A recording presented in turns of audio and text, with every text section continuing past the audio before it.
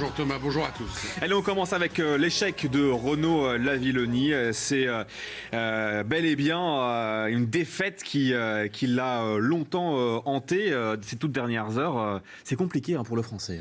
Ouais, j'aurais tellement aimé arriver et ouvrir cette édition avec une Marseillaise. On en avait parlé hier, mais R. Lavillenie s'est craché. Regardez ces images avec son entraîneur Philippe Dancos qui essaye de le réconforter. Renaud Lavillenie qui a l'air totalement sonné. Alors après la foudre bol dimanche, les événements se sont déchaînés sur le stade olympique de Rio. Il y a eu de la pluie, du vent et le concours a été retardé. Et puis il y a eu des sifflets dont on va beaucoup parler. Le perchiste clermontois en argent seulement, et on le sait, l'argent ne fait pas le bonheur, a échoué pour rejoindre Teddy Riner au panthéon des doubles champions olympiques. Et pourtant ça se présentait tellement bien parce que quand ses concurrents s'échinaient à sauter vers des hauteurs lilliputiennes pour lui, Lavillenie attendait que l'espace aérien se dégage. Début du concours, 5,75 m et puis 4 sauts faciles jusqu'à 5,98 m, la hauteur qu'il avait sacrée à Londres en 2012. Tous ses concurrents craquent, tous sauf un, vous le voyez à l'image, le jeune Brésilien Thiago Braz. Et c'est la chute dans une ambiance très particulière, on l'a dit, puisque le champion olympique disputait sa finale face à un Brésilien dans un stade brésilien sous des bordées de sifflets. 2 échecs finaux du perchiste à 6,03 m, une hauteur que le Brésilien passe en explosant son propre record de 10 cm. Rendez-vous compte, c'est une montagne, c'est absolument énorme, immense déception et un peu de colère pour Renaud Lavillenie qui en veut au public brésilien. Écoutez sa réaction au micro de Marc Maury. Ouais, je pense que c'est difficile de faire mieux.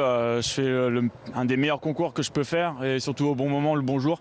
Voilà, j'ai su rester dedans, j'ai su tout donner. Voilà, ça a été une compétition très intense. La concurrence a été présente, évidemment. Et puis après, Thiago a sorti un saut, un très gros saut à 6,03.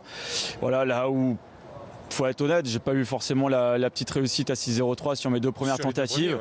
Voilà, où ça tombe de rien et bon, ça fait partie du jeu. Et voilà, donc je suis quand même super content parce que c'est une médaille, c'est un concours, j'ai tout donné, j'ai rien à regretter. Quand tu as 40 000 personnes qui est en train de te siffler alors que tu es en train de tenter ta meilleure performance, et je comprends et c'est complètement normal que tout le monde soit pour Thiago, enfin du moins ici, et qu'ils m'encouragent moins ou qu'ils ne m'encouragent pas à la limite.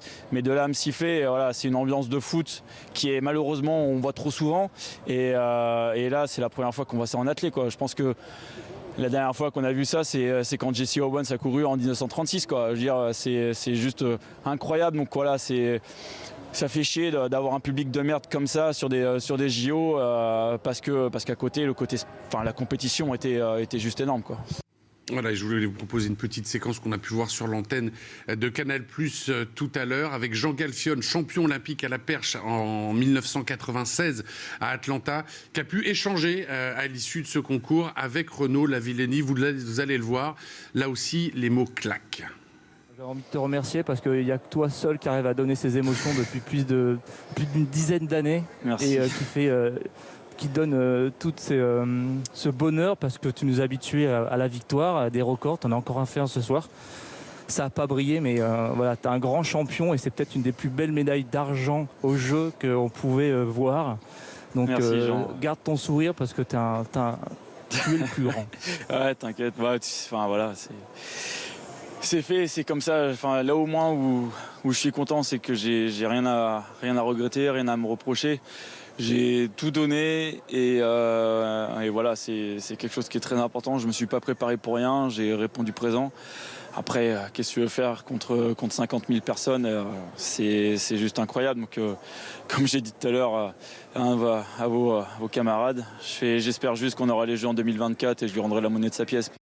Voilà qui est dit. Nuit difficile donc pour le clan français avec des volleyeurs qui eux aussi ont été battus par le Brésil. Mais on va d'abord terminer la page athlée bien sûr de ce JT de Rio. Avec le 800 mètres, le français Pierre-Ambroise Bosc est passé à 2 doigts d'un exploit majuscule. Il termine à la 4e place. Il est crédité d'un chrono d'1 minute 43 secondes 41 centièmes. C'est son meilleur chrono de la saison. Mais il s'est fait dépasser dans les 30 derniers mètres par l'Américain Cleyon Murphy, médaillé donc de bronze. La course a été remportée par le Kényan l'Ivoirien David Rudisha devant l'Algérien Taoufik Makhloufi. C'est dommage parce que s'il était monté sur le podium, Boss aurait été tout simplement le premier Français à décrocher une médaille olympique sur la distance chez les messieurs depuis Marcel Hansen en 1948. Il avait été médaillé de bronze à Londres. On écoute sa réaction et celle de son entraîneur Bruno Gagère. Je vais m'en satisfaire, qu'est-ce que vous voulez que je vous dise? C'est comme ça, c'est la loi du sport, je suis 4e, c'est la place du con. Voilà, mes détracteurs ont raison de moi aujourd'hui, mais... Non, ils sont pas là, c'est toi qui cours. Oui, ils sont bien sûr, bien entendu. Voilà, je vois Makhloufi, bravo à lui, il a fait une 42 sur record perso. J'aurais espéré faire mon record perso, il m'aurait offert une médaille d'argent aujourd'hui. J'ai beaucoup d'admiration pour cet athlète, ce garçon, parce que il a couru comme un guerrier, il a couru pour gagner. Et voilà, il y a peu d'athlètes qui peuvent faire ça. Et c'est exceptionnel. C'est vrai qu'il perd la médaille parce qu'il se bat pour aller devant, mais je lui tire mon chapeau. Voilà. Donc je suis ému parce que j'ai vu ce garçon grandir. Et arriver à ce niveau-là, c'est top.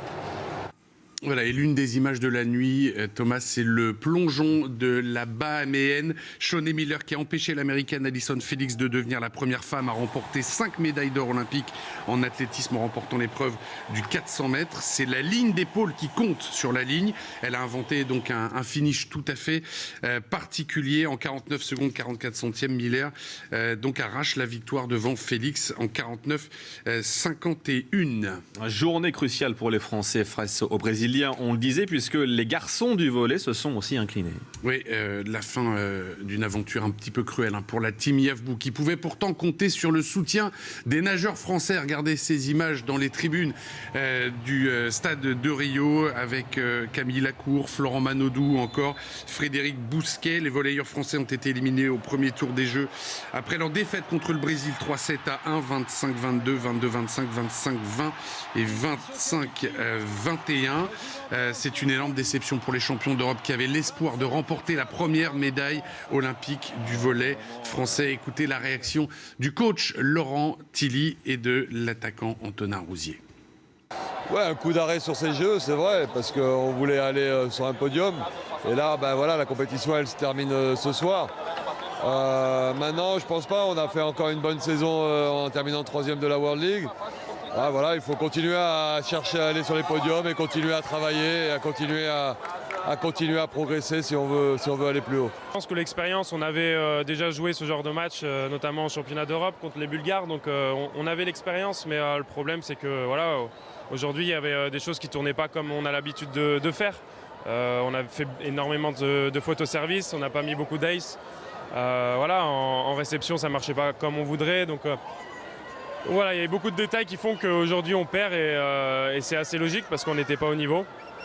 Même si ça se joue encore sur des détails à la fin, donc voilà, mais aujourd'hui c'est beaucoup de tristesse parce que on vivait un rêve depuis 4 ans avec cette équipe, on voulait amener toute l'équipe sur le podium et finalement on sort des poules là.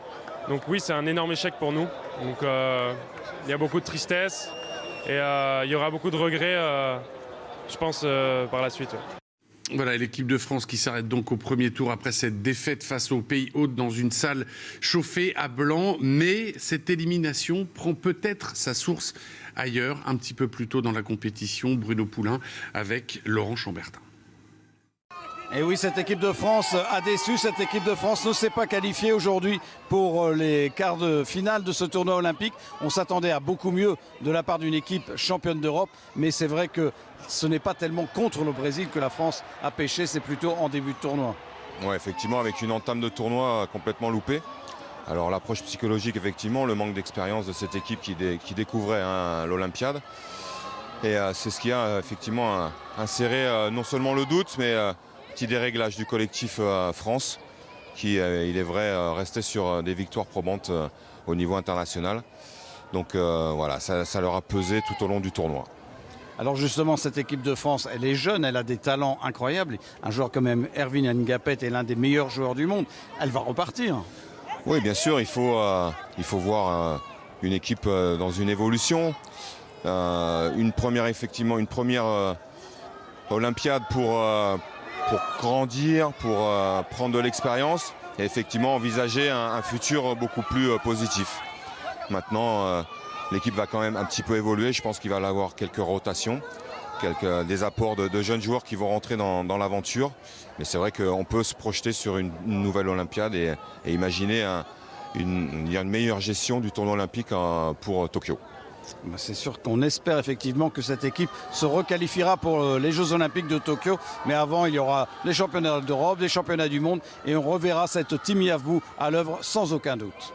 Voilà pour la déception en volley. En revanche, pour les garçons du hand, ça continue. Oui, 2 jours après la défaite frustrante face à la Croatie, les experts ont renoué avec le succès face au Danemark, qui est un candidat au podium. Victoire 33-30 en faisant tourner l'effectif. Lucas Ballot, qui avait déjà été ménagé samedi, n'a pas joué. Mikhail Guigou non plus. Nicolas Karabatic et Thierry Omeyer ne sont rentrés que dans les 20 dernières minutes. Des rentrées qualifiées d'anecdotiques par Claude Onesta, qui était satisfait d'avoir dominé les Scandinaves avec une équipe hybride. Ça a permis de garder l'énergie en faisant donc tourner l'effectif. Et puis les Bleus terminent à la 2e place du groupe derrière la Croatie. Ils retrouveront donc le Brésil en quart de finale mercredi. Réaction de Didier Dinard et Daniel Narcisse.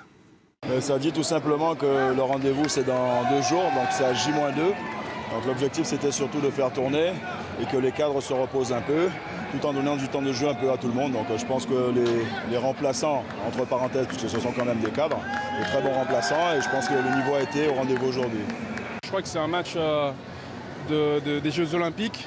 Je crois que c'est une chance pour nous d'être ici. Je crois qu'il faut profiter de tous ces moments.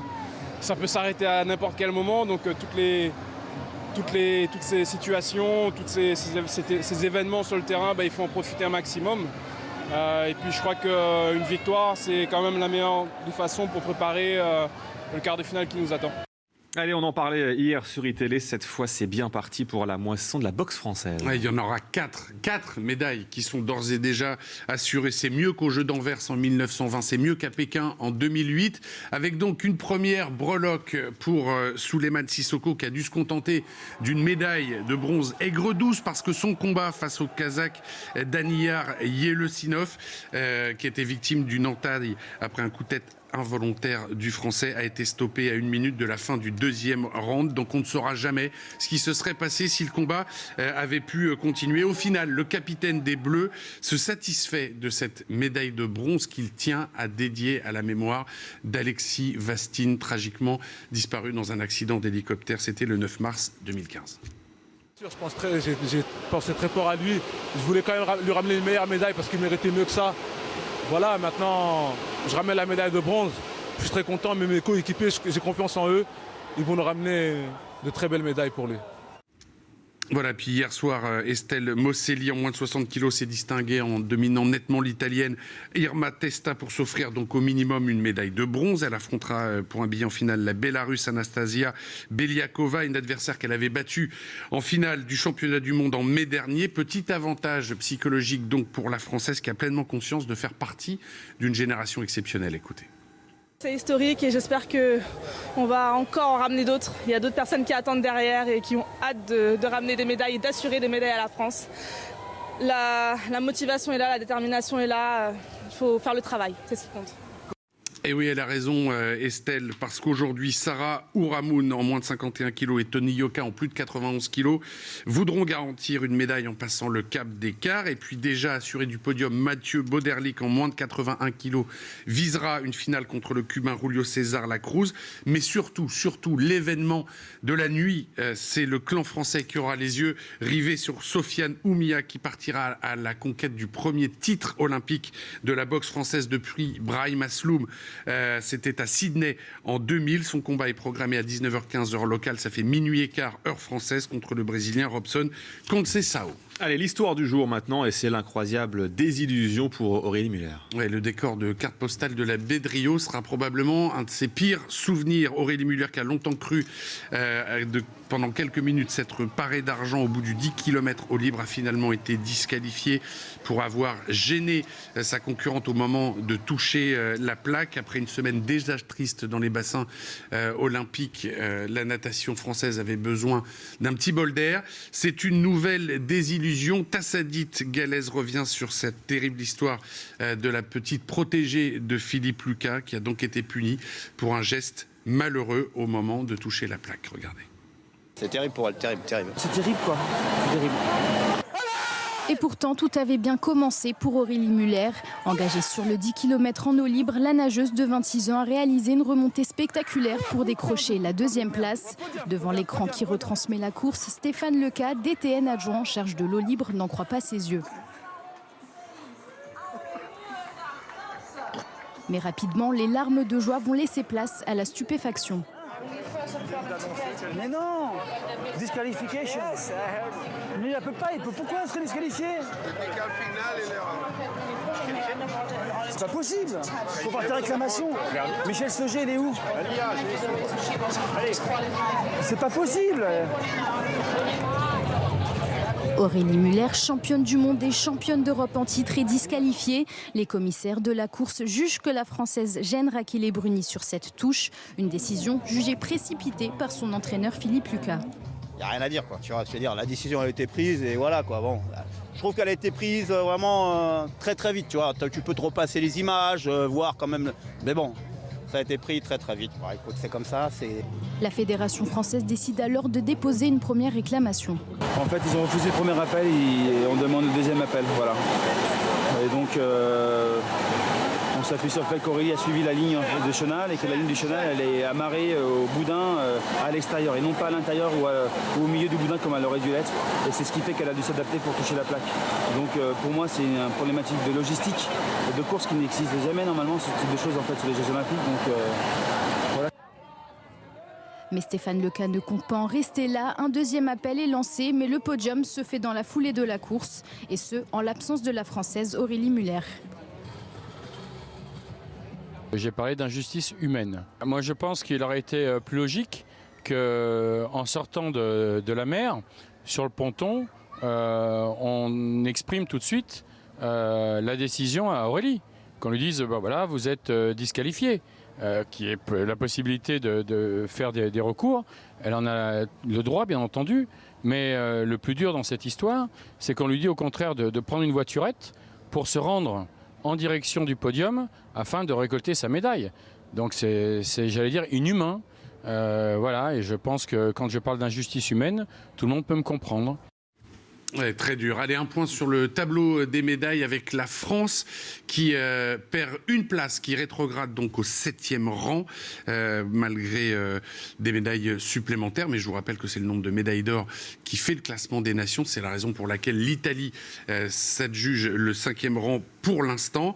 Le programme du jour avec à suivre, on l'a dit, beaucoup de boxe aujourd'hui avec la finale de Sofiane Oumia à minuit 15 heure française, mais aussi de l'équitation avec le saut d'obstacle individuel, Kevin Stott, Roger Yves Boss, Philippe Rosier, Pénélope Leprévost. Il y aura aussi du saut d'obstacle par équipe, du laser, puisqu'il manquait de vent hier avec Jean-Baptiste Bernaz. Les handballeuses françaises à 18h30 pour le quart de finale face à l'Espagne. Et puis cette nuit à 3h15 du matin, les basketteuses françaises, les braqueuses qui avaient décroché l'argent à Londres en 2012, vont jouer leur place en demi-finale face au Canada. Merci Olivier, on se retrouve demain, même lieu, même heure. On se quitte avec des images du Club France de Rieux. On a bien sûr suivi la finale de la perche avec l'échec de Renaud Lavillenie et la victoire aussi de Thiago Braz. La déception du clan français qui contraste évidemment avec la joie des Brésiliens. À demain.